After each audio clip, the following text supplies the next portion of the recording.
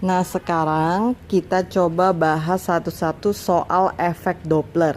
Nah, soal yang pertama. Suatu sumber bunyi bergerak dengan kecepatan 20 meter per second mendekati seseorang yang diam. Nah, berarti kalian bisa tulis dulu, diketahui kecepatan pendengarnya 0 karena dia diam tadi. Sedangkan kecepatan sumber bunyinya dia bilang mendekati tadi, jadi minus 20. Nah, dikasih tahu lagi frekuensi sumber bunyinya 380 Hz. Nah, masukin Fs-nya 380. Dan cepat rambat bunyi di udara alias kecepatan udara 400 meter per second. Kamu ditanya frekuensi gelombang bunyi yang didengar tuh berapa? Berarti ditanya frekuensi pendengarnya tuh berapa? Rumusnya cuma satu seperti tadi ya. Kecepatan udara tambah kurang frekuensi pendengar dibagi frekuensi kecepatan udara tambah kurang dengan frekuensi sumbernya. Tinggal dikali frekuensi sumber bunyi. Tinggal kita masukin aja. Yang di udaranya tadi dia bilang kasih tahu 400. Jadi kita masukin 400. Kita karena dia 0 nggak ngaruh ya, plus minus tambah 0 dibagi 400. Terus karena tadi dia mendekati, dia dikurangin 20, tinggal kali frekuensi bunyinya, sumber bunyinya. Dihitung seperti biasa, dapatnya 400 Hz. Nah, soal yang kedua. Seorang pendengar berdiri di samping sumber bunyi yang frekuensinya 684 Hz. Nah, kalian masukin dulu nih, itu sebagai frekuensi sumber bunyi yang pertama 684 Hz. Karena pendengar berdiri di samping sumber bunyi, maka frekuensi pendengar pun pasti sama juga, 684 Hz. Nah, terus dia bilang lagi, sebuah sumber bunyi lain dengan frekuensi 676 Hz bergerak mendekati pendengar itu dengan kecepatan 2 meter per second. Nah, berarti frekuensi sumber bunyinya datang mendekat sebesar minus 2, kita tulis. Minus karena dia mendekati. Bila kecepatan merambat bunyi di udara 340, berarti itu frekuensi udara, bukan frekuensi kecepatan udara. Maka frekuensi layangan yang didengar oleh pendengar adalah berapa? Nah, berarti kita mau cari dulu yang namanya frekuensi pendengar. Ya, tadi kita udah tahu frekuensi pendengar pertama saat diam. Nah, sekarang kita mau tahu frekuensi pendengar saat dia mendengar sumber bunyi yang kedua ini.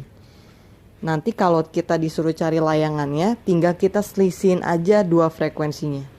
Nah, tinggal kita masukin rumus, masukin kecepatan udara 340. Yang pertama juga orangnya diam, maka pendengarnya juga 0.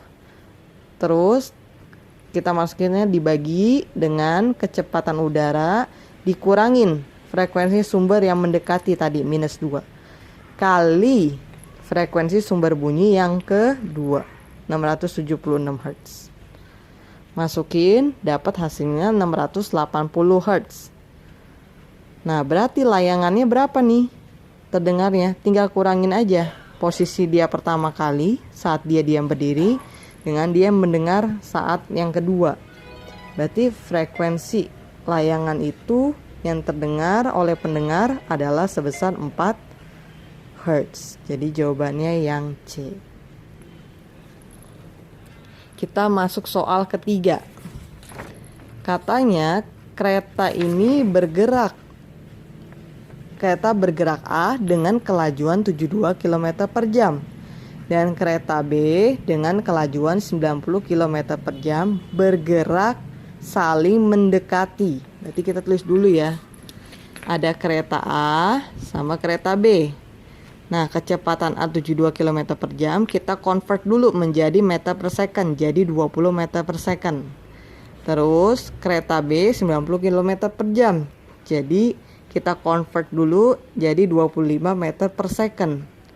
Nah, tadi dibilang katanya saling mendekati. Kalau saling mendekati A dan B berarti A ini sebagai sumbernya, dia minus.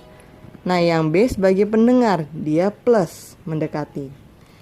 Nah, dibilang masinis kereta A membunyikan fluid dengan frekuensi 650 Hz. Nah, jika kecepatan rambat bunyi di udara 350, berarti V udara, maka frekuensi yang didengarnya berapa? Nah, V udaranya 350 ya. Frekuensi sumbernya 650 Hz. Nah, kita tinggal cari aja nih frekuensi pendengarnya berapa. Tinggal masukin rumus. Karena mendekati, berarti yang pendengar di atas plus, terus di bawah juga mendekati, ininya minus tandanya. Kita masukin yang di udara dulu, 350. Tambahin yang pendengar 25 dibagi 350 kurangi yang sumber bunyi yang minus 20 kali frekuensi sumbernya 650 Hz. Dihitung dapat hasilnya koma. Kita bulatkan menjadi kesatuan dua tempat desimalnya, dua tempat kesatuan terdekat ini. Jadi 740 Hz. Untuk soal 4, suatu sumber bunyi katanya bergerak dengan kecepatan 20 mendekati seseorang yang diam. Berarti kalian tulis dulu. Frekuensi sumber bunyinya 20, mendekati berarti minus. Seseorang yang diam berarti pendengarnya 0. Nah, katanya frekuensi sumber bunyi 380 Hz, berarti Fs-nya 380. Cepat rambat bunyi di udara, berarti V udaranya 400. Nah, frekuensi gelombang yang didengar tuh berapa? Berarti masukin rumus lagi. Karena tadi mendekati, berarti yang atas ini jangan lupa plus, yang bawah minus. Nah, kalian tinggal masukin aja udaranya 400. Tambah 0 bagi 400 kurangin yang sumbernya, kecepatan sumbernya. Kali frekuensi sumbernya 380. Dihitung, coret, dapat 400 Hz. Kita lanjut lagi soal kelima. Katanya seseorang berdiri di pinggir jalan. Sebuah mobil bergerak menjauhi orang tadi dengan kecepatan 20 meter per second sambil membunyikan klakson yang frekuensinya 400 Hz. Kita tulis dulu nih, dia berdiri tengah jalan. Orang berdiri. Nah, frekuensi pendengarnya berarti dia berdiri diam, 0. Nah, terus tadi dibilang bergeraknya menjauhi ya. Berarti frekuensi sumbernya ini plus karena menjauh 20 meter per second. Dibilang dia membunyikan klakson dengan frekuensinya tadi sumber bunyinya 400 Hz. Dibilang lagi, jika cepat rambat bunyi di udara pada saat itu 380, maka frekuensi klakson yang terdengar berapa? Ya, frekuensi ini kecepatan udara 380, berarti frekuensi pendengar berapa? Tinggal masukin rumus lagi yang tadi Doppler. Tinggal kecepatan udara tambahin ini pendengar dibagi udara tambah kecepatan sumber bunyi, tambah karena dia menjauh tadi, dikali frekuensi sumber bunyi. Tinggal dimasukin angkanya 380 tambah 0 bagi 380 tambah 20 kaliin 400. Nah, dapat hasilnya 380 Hz.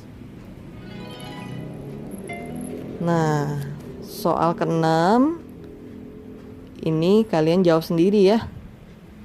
Nah, soal ke-7, sebuah truk bergerak dengan kecepatan 36.